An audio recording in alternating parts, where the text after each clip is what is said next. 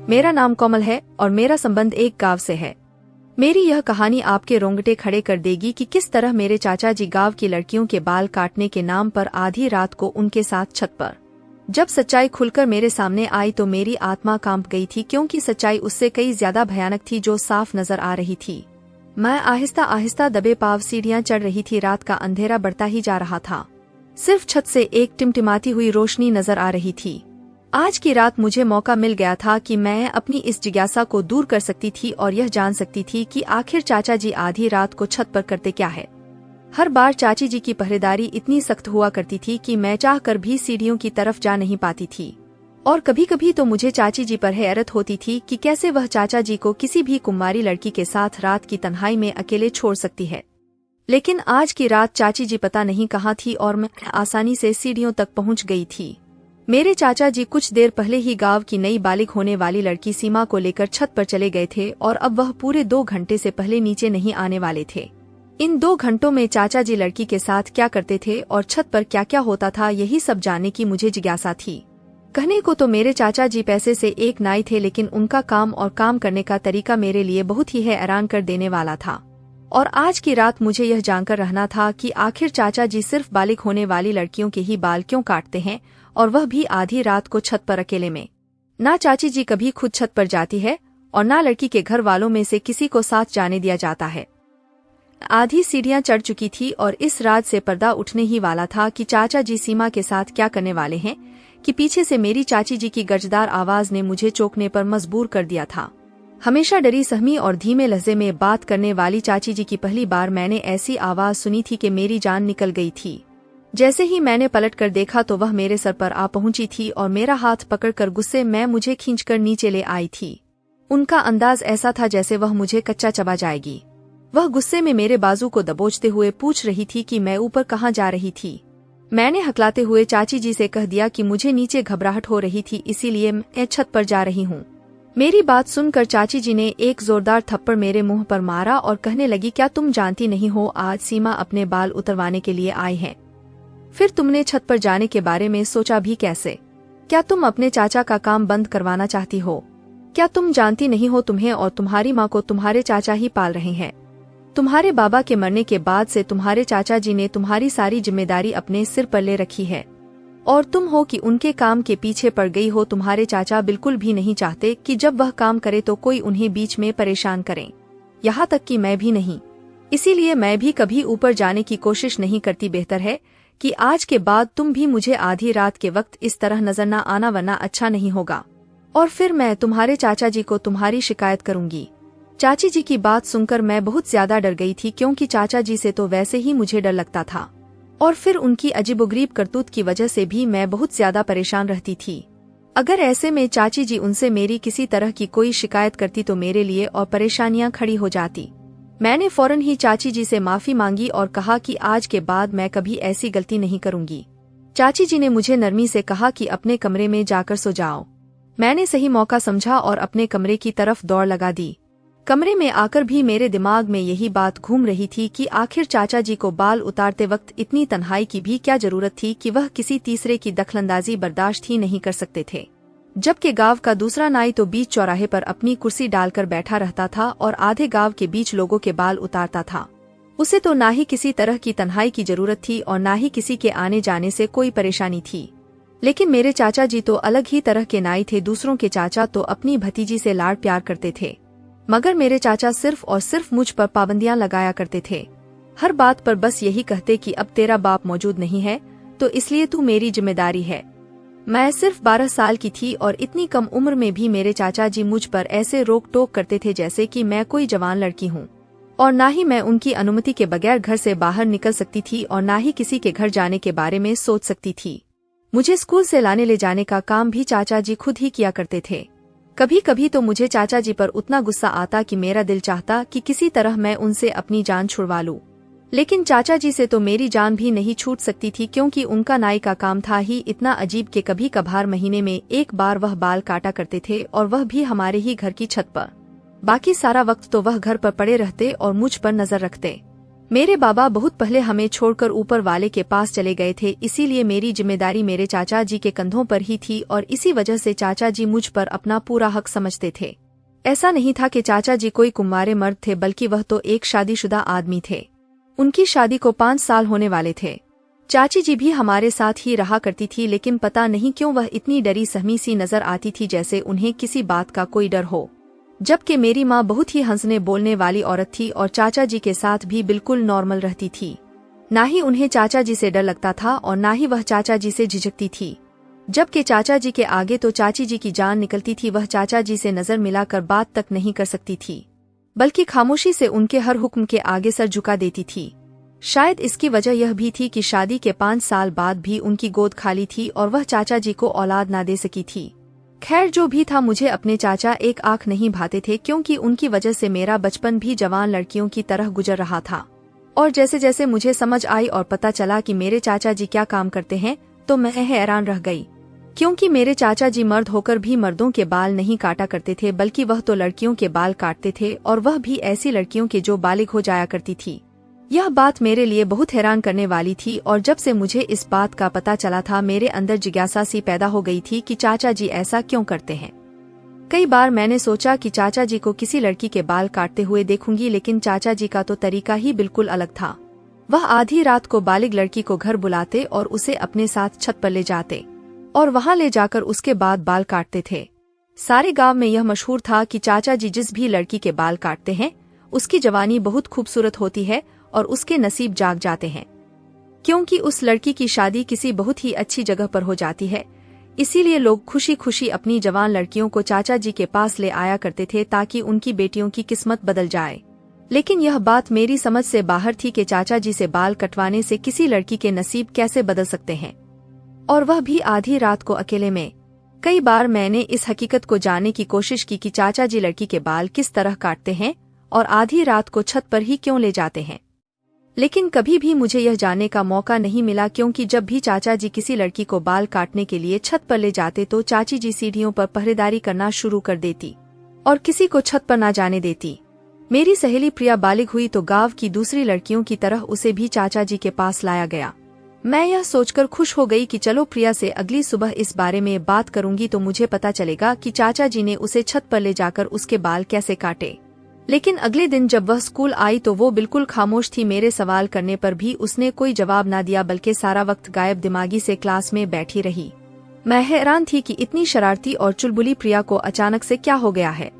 घर आकर यही बात मैंने माँ से कही तो माँ हंसकर कहने लगी, बेवकूफ, अब वह बालिग हो गई है और ऐसे में लड़कियों में बहुत ज्यादा बदलाव आ जाते हैं। शायद इसीलिए वह भी अपनी माँ के कहने पर चुपचाप बैठी हो। अब तो उसके सर पर बाल भी नहीं है, शायद इसीलिए झिझक रही होगी। माँ की बात सुनकर मैं संतुष्ट हो गई थी। वाकई 13 साल की प्रिया होकर बहुत ही अजीब सी लग रही थी और क्लास के सब बच्चे भी उसे लगातार चिढ़ा रहे थे। हो सकता है वो शर्मिंदगी के मारे सारा वक्त खामोश रही हो, मगर मुझे क्या पता था कि उसकी खामोशी के पीछे क्या राज है। जब कुछ वक्त तक यही सिलसिला चलता रहा तो मैंने चोरी चुपके छत पर जाने की बहुत बार कोशिश की, लेकिन हर बार चाची जी आगे आ जाती है या फिर माँ ही मुझे डांट कर कह दिया करती कि अपने चाचा जी के काम में दखलंदाजी ना किया करो। तुम्हारे चाचा जी ही है जिन्होंने तुम्हारे बाबा के मरने के बाद हमारा पेट पाला। वह अगर तुम्हें डांटा भी करते हैं तो बर्दाश्त कर लिया करो, क्योंकि वह हमारा भला ही चाहेंगे। शुरू में मुझे माँ की यह बात बिल्कुल भी समझ नहीं आती थी, लेकिन फिर धीरे धीरे मुझे एहसास हुआ कि मेरी माँ एक विधवा औरत थी जिसे पूछने वाला और कोई नहीं था। मेरे नाना नानी मर चुके थे और मेरे मामा जी दूसरे गांव में रहते थे। उन्होंने कभी पलटकर हमारा हाल तक नहीं पूछा था। ऐसे में चाचा ही थे जो हर वक्त माँ के साथ खड़े रहे थे। यहाँ तक कि अपनी शादी के बाद भी इन्होंने मेरे और माँ के खर्चे में कभी कोई रुकावट नहीं डाली थी, बल्कि वह तो पहले से भी बढ़कर हमारा ख्याल रखते और चाची जी को भी हमारे साथ रहने पर कोई एतराज नहीं था। यही वजह थी कि माँ उन दोनों पति पत्नी को सर आंखों पर बैठाती थी। सारे गांव वाले भी चाचा जी की बहुत ही इज्जत करते थे, क्योंकि चाचा जी बहुत ही नम मिजाज इंसान थे। बस उनकी सारी डांट मेरे लिए ही थी। लेकिन माँ का कहना था कि इसमें भी उनकी मोहब्बत छुपी हुई है। वह खुद बे औलाद है, इसीलिए वह औलाद की कमी को मुझसे पूरी करना चाहते हैं। जब मैंने यह बात सोची तो मुझे भी यह बात सच ही लगी कि अगर चाचा जी का सहारा हमारे साथ ना होता तो शायद हम दोनों माँ बेटी आज इस गांव में बेसहारा और मुहताजी की जिंदगी गुजार रहे होते। जिस रात मैंने चाची जी से वादा किया था कि मैं कभी दोबारा चाचा जी के काम में टांग नहीं अड़ाऊंगी, उस रात के बाद से मैंने कभी छत पर जाने का सोचा भी नहीं। मैं डर गई थी कि अगर चाची चाचा जी से मेरी शिकायत कर देती तो मैं और मेरी माँ कहाँ जाती।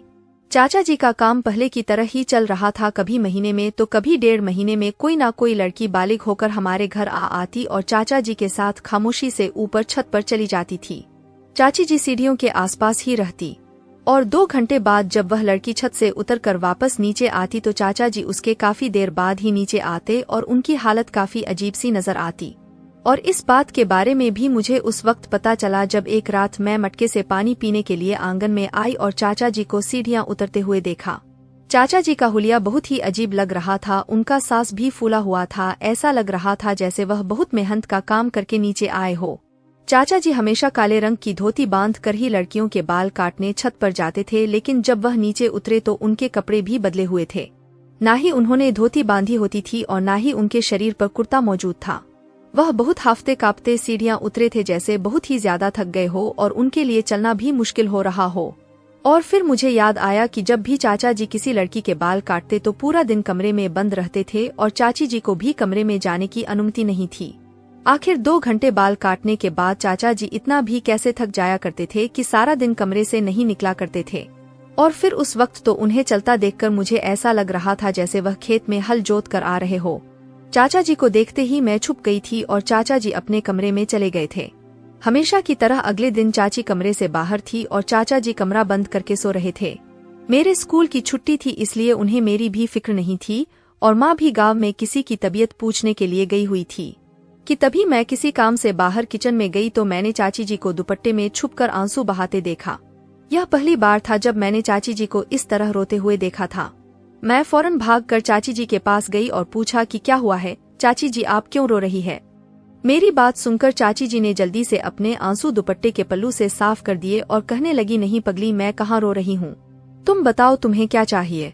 मैं अच्छी तरह जानती थी कि चाची जी रो रही थी और इसी बात ने मुझे सिर्फ दुखी ही नहीं किया था बल्कि मैं बहुत ज्यादा परेशान भी हो गई थी कि ऐसी कौन सी बात है जिसकी वजह से चाची जी को छुप छुप कर रोना पड़ रहा है। मुझे चाचा जी से और नफरत का एहसास हो रहा था कि शायद यह चाचा जी ही थे जिनकी वजह से चाची जी छुप छुप कर आंसू बहा रही थी। उस दिन के बाद से मैं चाचा चाची जी पर नजर रखने लगी थी। जब भी चाचा जी किसी लड़की के बाल काट कर सीढ़ियां उतरकर नीचे आते तो उनके चेहरे पर थकान के आसार साफ दिखाई देते और अगले सारे दिन मेरी चाची जी मुझे छुप छुप कर रोती हुई नजर आती। और फिर मेरी जिंदगी में भी वह दिन आ गया जब मैं भी जवान हो गई। उस दिन मेरी माँ ने मेरा माथा चूमा और कहने लगी, मैं चाहती हूँ गांव की सभी लड़कियों की तरह तेरे चाचा के हाथों तेरी किस्मत भी चमकाई जाए। माँ की बात सुनते ही मेरी जान निकल गई कि अब माँ मुझे भी बाल कटवाने के लिए चाचा जी के हवाले करने जा रही थी। 12 साल की उम्र में गंजी होना मेरे लिए बहुत ही शर्मिंदगी की बात थी। मैं यह सोचकर ही परेशान थी कि गांव की दूसरी लड़कियों की तरह मुझे भी सबके मजाक का निशाना बनना था। मैंने माँ के आगे हाथ जोड़ दिए और माँ से कहा कि मैं किसी भी हाल में बाल नहीं उतरवाना चाहती हूँ। मेरा इनकार सुनकर माँ ने जोर से कहा कि क्या तू नहीं जानती कि तेरे चाचा की वजह से कैसे गाँव की लड़कियों की किस्मत बदल जाती है, जिसके बाल भी आज तक तेरे चाचा जी ने काटे हैं। कुछ ही दिनों में उनकी शादी बहुत धूमधाम से और बहुत ही अच्छी जगह पर हुई है। ऐसे ही गांव वाले अपनी बेटियां तेरे चाचा जी के हवाले करके नहीं जाते। जब वह तेरे चाचा जी के इस काम से इतना फायदा उठा सकते हैं तो फिर हम घर वाले क्यों नहीं। मेरे लाख मना करने के बावजूद भी माँ ने चाचा जी को बुलाया और चाचा जी से कहा कि आज की रात तुझे अपनी भतीजी के बाल उतारने हैं। यह सुनकर चाचा जी के चेहरे का रंग फीका पड़ गया और कहने लगे कि क्या अपनी कोमल भी बालिग हो गई है। माँ ने मुस्कुराकर कहा कि हाँ, अब कोमल की बारी है कि हम इसकी धूमधाम से किसी अच्छी जगह शादी करें और अगर इसके बालों पर तेरा हाथ लग गया तो गांव की दूसरी लड़कियों की तरह इसकी किस्मत भी चमक उठेगी। यह कहकर माँ ने मुझे चाचा जी के साथ छत पर भेज दिया। छत पर जाते ही मैंने चाचा जी से मिन्नत की कि वह मेरे बाल ना काटे, क्योंकि मैं गंजी नजर नहीं आना चाहती थी। कुछ देर चाचा जी अपनी धोती बांधे मेरे आगे बैठे रहे। उसके बाद चाचा जी मेरे करीब आए तो मेरी जान निकल गई और फिर जैसे ही चाचा जी ने मेरे सर पर हाथ रखा तो मेरी आंखों से आंसू बहने लगे। चाचा जी ने मुझे अपने करीब किया और अपने सीने से लगाया। मुझे ऐसा लगा जैसे मेरा दम घुट जाएगा, क्योंकि चाचा जी ने मुझे बहुत मजबूती से पकड़ा हुआ था। और फिर मुझे महसूस हुआ कि चाचा जी के गरम गरम आंसू मेरे गालों पर गिर रहे थे। मैं हैरान हो गई कि चाचा जी क्यों रो रहे हैं। काफी देर बाद जब चाचा जी ने मुझे खुद से अलग किया तो उनकी आंखें लाल हो चुकी थी और आंसुओं से उनका चेहरा भीगा हुआ था। और फिर चाचा जी की बात ने मेरे होश उड़ा दिए। वह रोते हुए कहने लगे, कोमल, मैं तेरे बाल नहीं काट सकता, मैं तेरे साथ कुछ गलत नहीं कर सकता। तू मेरे भाई की निशानी है और तेरी इज्जत मेरे घर की इज्जत है। चाचा जी की बात मुझे बिल्कुल भी समझ नहीं आई थी, लेकिन चाचा जी के शब्दों ने मुझे चौंकने पर मजबूर कर दिया था। मैंने चाचा से कहा कि आखिर आप कहना क्या चाहते हैं। चाचा जी ने कहा, तुम वापस अपनी माँ के पास चली जाओ और उनसे कहना कि चाचा जी तेरे बाल नहीं काट सकते। मैं उल्टे कदमों सीढ़ियां उतरकर माँ के पास चली आई और माँ को सब कुछ बता दिया। यह सुनकर माँ चाचा जी के कमरे की तरफ चल दी। मैं भी माँ के साथ ही थी। जब हम कमरे में गए तो चाचा जी चाची के कदमों में बैठ कर रो रहे थे और चाची जी से माफिया मांग रहे थे। चाची जी भी सिसक सिसक कर रो रही थी। यह सब देखकर माँ भी परेशान हो गई और उन दोनों से पूछा कि आखिर मामला क्या है, मुझे भी तो कुछ पता चले। काफी देर आंसू बहाने के बाद चाचा जी ने एक ऐसा राज हमारे सामने खोला जिसे सुनकर हमारी आत्मा तक कांप उठी। यह कैसे मुमकिन था कि मेरे चाचा ऐसा कोई काम करते थे जिसके बारे में सोचा भी नहीं जा सकता था। चाचा जी ने रोते हुए बताया कि आज से कई साल पहले की बात है। चाचा जी गांव के चौधरी के खास नाई थे और वह सिर्फ चौधरी साहब के ही बाल काटा करते थे। गांव के चौधरी अयाश तरह के आदमी थे और उनकी फितरत चाचा जी को बिल्कुल पसंद नहीं थी, लेकिन चाचा जी की मजबूरी थी कि उन्हें यह नौकरी करनी पड़ रही थी। और फिर एक दिन गांव के चौधरी ने चाचा जी को अपनी नौकरी से निकालकर एक नया काम सौंप दिया। गांव के चौधरी ने सारे गांव में यह बात मशहूर कर दी कि चाचा जी के हाथ में बहुत जादू है और वह जिसके भी बाल काटते हैं उसकी किस्मत संवर जाती है। यहाँ तक के गांव के चौधरी की जमीनें भी फलने फूलने लगी है और यह इसीलिए ही हुआ है क्योंकि चाचा जी उनके बालों पर हाथ लगाते हैं। सारे ही गांव वाले अनपढ़ और सीधे साधे लोग थे, उनके लिए तो गांव के चौधरी की ही हर बात सही होती थी। और गांव के चौधरी ने इस बात का बहुत ज्यादा चर्चा किया तो गांव वालों ने आंखें बंद करके इस बात पर यकीन कर लिया। और फिर चौधरी साहब ने अपने खास नौकर के जरिए यह बात भी फैला दी कि अगर मैं किसी बालिग लड़की के बाल काटूंगा तो उसकी किस्मत बदल जाएगी और उसकी शादी बहुत अच्छी जगह होगी। मुझे समझ ही नहीं आ रहा था कि चौधरी साहब ने यह सब क्यों किया है।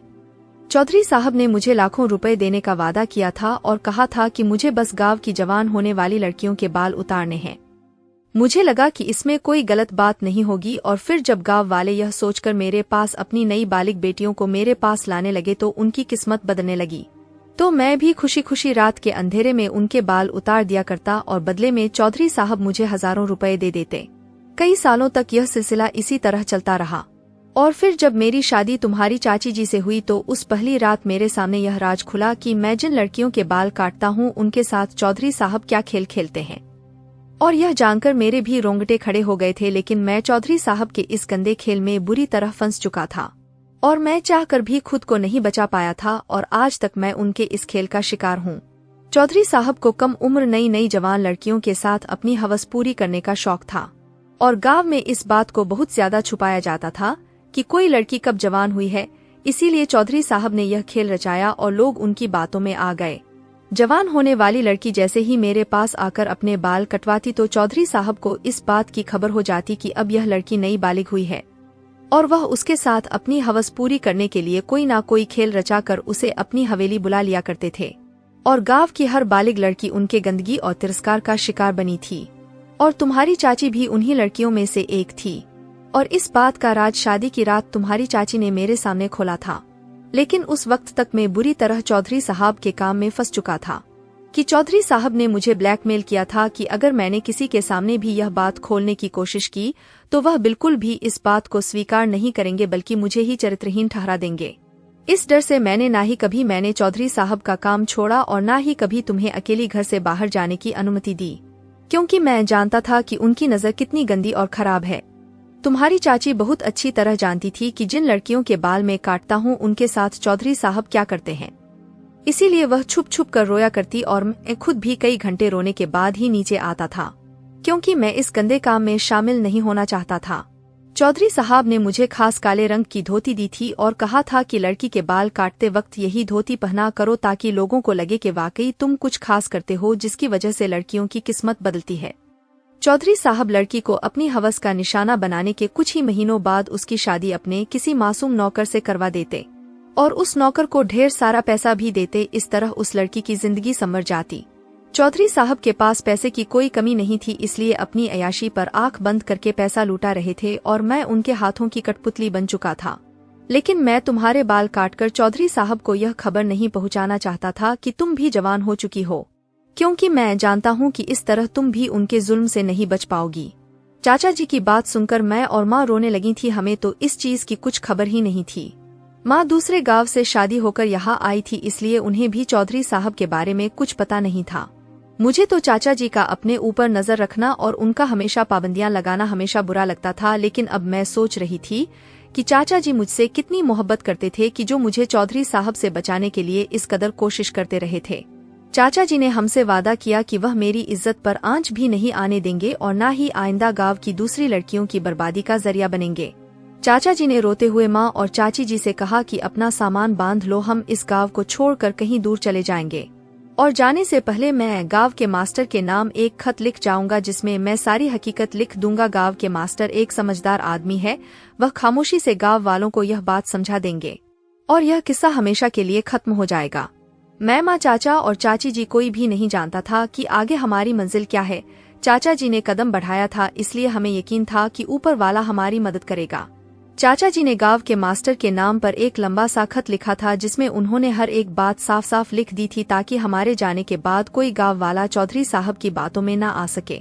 फिर कोई लड़की बाल कटवाकर या किसी और तरीके से चौधरी साहब तक यह खबर न पहुंचाए कि वह अब जवान और बालिग हो चुकी है और उनकी हवस का निशाना बनने के लिए तैयार है। मुझे आज भी अच्छी तरह से यह बात याद है कि जब भी कोई लड़की बालिग होने के बाद गंजी होती और फिर कुछ दिनों के बाद स्कूल आती तो वह किस कदर डरी सहमी और खामोश होती थी। मुझे हमेशा ही यूं लगता था कि यह सब इसलिए है क्योंकि वह गंजी होकर आई है और अपने इसी गंजेपन की वजह से परेशान है। लेकिन यह राज तो अब खुला था कि वह चौधरी साहब की हवस का निशाना बनकर आई थी और मेरे वह चाचा, जिन्हें मैं बहुत ही गलत समझती थी, दरअसल वो खुद भी एक तकलीफ का शिकार थे। और जब हम यह गांव छोड़कर जा रहे थे तो मेरे चाचा जी के चेहरे पर सुकून ही सुकून था। आज भी अक्सर गांव में ऐसे बहुत से चौधरी और वडेरे मौजूद है जो इस तरह की हरकतों में शामिल है और सीधे साधे गांव वाले उनके घटिया काम और उनकी करतूत नहीं जानते हैं। शहरी लोगों को चाहिए कि वह देहातों में पढ़ाई और शऊर के सिलसिलों को आगे बढ़ाए, ताकि सीधे साधे और भोले भाले गांव वाले ऐसी घटिया सोच के लोगों से खुद को बचा सके।